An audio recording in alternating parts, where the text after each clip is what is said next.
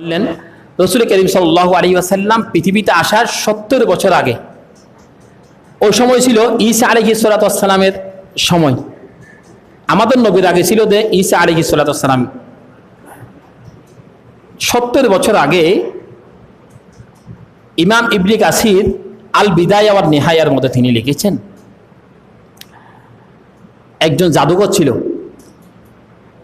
তিনি জাদু শিক্ষা দিতেন মানুষদেরকে। একদিন তার কাছে একজন লোক বলতেছে, আপনি তো মারা যাবেন, এখন জাদুগুলি আমাদেরকে শিক্ষা দিলে আমরা থাকতে পারবো, চলতে পারবো, খেতে পারবো, এখন বলেন আমাদেরকে জাদুটা একটু শিক্ষা দেন না। তো এই যে লোকটা বলতেছে তার থেকে কোনো ছেলে সন্তান ছিল না। তিনি বলল যে আমার জন্য দোয়া করেন, একটা যাতে ছেলে সন্তান আমার থেকে হয় এবং তাকে যাতে আমি জাদু শিক্ষা দিতে পারি।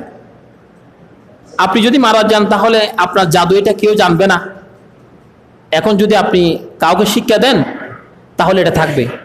এই যে মাদ্রাসা, যত মাদ্রাসা, সমস্ত মাদ্রাসার মধ্যে আলেমগণ অল্প টাকা দিয়ে চাকরি করে, মসজিদে আছে অল্প টাকা দিয়ে বেতনে চাকরি করে, মানুষের কত কথা শুনে, মাদ্রাসায় যায় কত কথা শুনে, মসজিদে তাকে কত কথা বলে, আদফে বলে বেয়াদফে বলে, যা মন চায় তা বলে কথা, কিন্তু এলমটা পৃথিবীর মধ্যে রাখার জন্য, শুধু এলমটাকে আল্লাহ জমিনে থাকার জন্য এই মাদ্রাসা মসজিদের মধ্যে আলেমগণ চাকরি করে, খুব কম টাকা দিয়ে বেতনে চাকরি করে।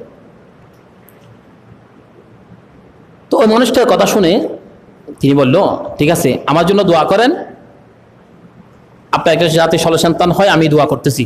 একটা সন্তান হলো, তিনি জাদু শিক্ষা আস্তে আস্তে বড় হলো, জাদু শিখতেছে। জাদু শিক্ষার জন্য যাওয়ার সময় একটা রাস্তায় একটা ফাদরি আছে, তিনি গির্জা আছে, একটা গির্জাতে মুসলমানগণ শিয়ামূলের মুসলিম, ঈসা আলাইহিস সালামের কালিমার মুসলিম। ওই সন্তান যিনি জাদু শিক্ষার জন্য পৃথিবীতে আসলেন, তিনি গির্জার মধ্যে গিয়ে ঈসা আলাইহিস সালামের উপর কালিমা পড়ে নিলেন, লা ইলাহা ইল্লাল্লাহ ঈসা কালিমুল্লাহ।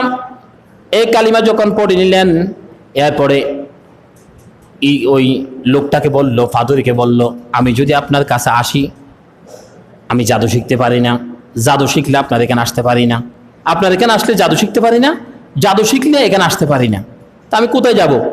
বলল, তুমি আমার এখানে আসিও না, তুমি ওই জাদুকর যিনি আছে তার কাছে জাদু শিখো, জাদুবিদ্যা শিখো, আসার সময় পেলে আমার এখানে ঢুকিও। কিছুদিন পরে তিনি ওই ফাদুরির কাছে যাওয়ার সময় মাঝখানে একটি বাঘ পড়ে গেছে। বাঘ যখন পড়ে গেলে তখন বলতেছে, আল্লাহ আমি এখন কি করব? সমস্ত মানুষদেরকে বাঘে খেয়ে ফেলবে এরকম মনে হচ্ছে। তিনি একটা পাথরটা নিয়ে মারার সময় বলতেছে, আল্লাহ তুমি যদি ফাদুরির গির্জার যিনি পাদুরি আছে ওনার ধর্ম সঠিক কয়, তাহলে বাঘটাকে তুমি মেরে ফেলো। এ কথা বলার সাথে সাথে মুখের মধ্যে যখন এই পাথরটা মারলো, সাথে সাথে এই বাঘটা মারা গেল। ওই যুবকের দিলটার মধ্যে মোহাব্বত বেড়ে গেল। ওই ঈসা আলাইহিস সালামের যিনি লোক ছিল, ফাদুরি ছিল, ওনার উপর আরো বিশ্বাস বেড়ে গেল। তখন বললো, আমাকে একটা ইসমা আজম শিক্ষা দেন। আপনি ফাদুরিকে গিয়ে বললো, আমাকে ইসমা আজম শিক্ষা দেন। বলছো তুমি তো ইসমা আজম রাখতে পারবে না। হয়তো কেন? হয়তো ইসমা আজম অনেক গরম, এটা রাখতে পারবে না। বলছে আমি রাখতে পারবো। ফাদুরি শিক্ষা দেয় নাই। কিছুক্ষণ এই বললো, আমি তোমাকে শিক্ষা দিব না।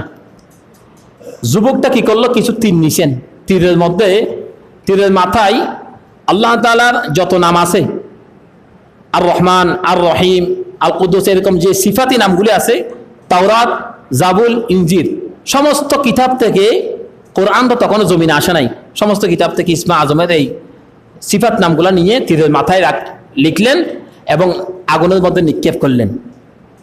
যেটার মধ্যে ইসমা আজম লেখা হয়েছে সেটা আগুনে ফুটতেছে না, আর সমস্তগুলি তীর আগুনের মধ্যে ফুটে গেল।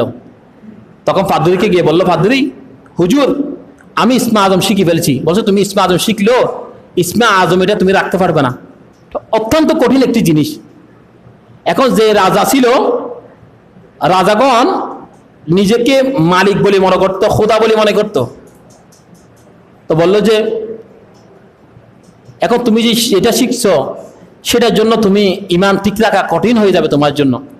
এখন বাইক ফালাক্রমে যে রাজা ছিল তার একজন উজির ছিল, উজিরের চোখ দুটা অন্ধকার হয়ে গেছে, অন্ধ হয়ে গেছে।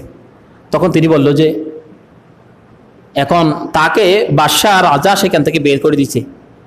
এখন উনি হচ্ছে এমন একজন মানুষ হয়ে গেল যিনি মুখ থেকে যেটা বলে সেটা আল্লাহ দোয়া কবুল করে ফেলে।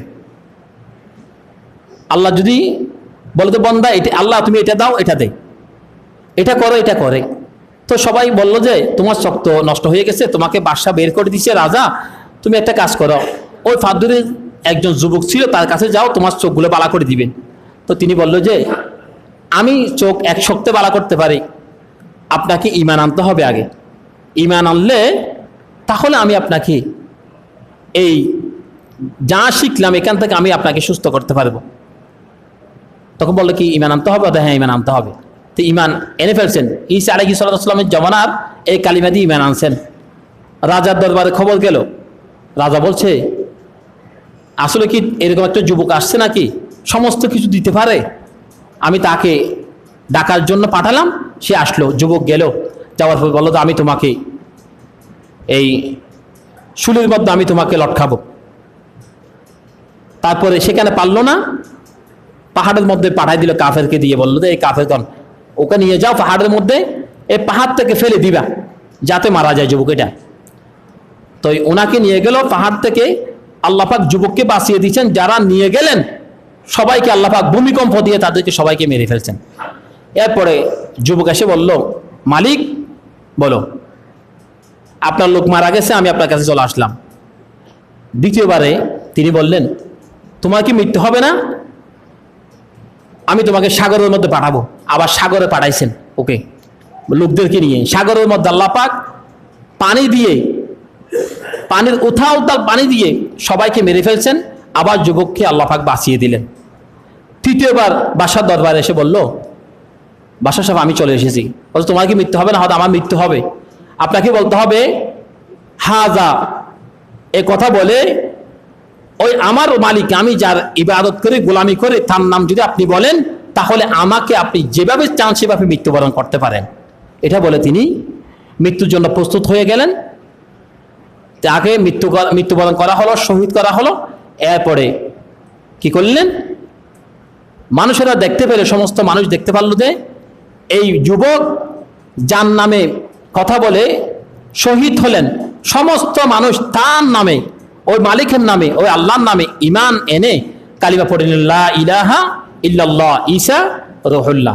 আল্লাহ পাক আমাদেরকে সঠিক কথাগুলি বোঝার জন্য তৌফিক দান করুন। মা তৌফিক ইল্লা বিল্লাহ।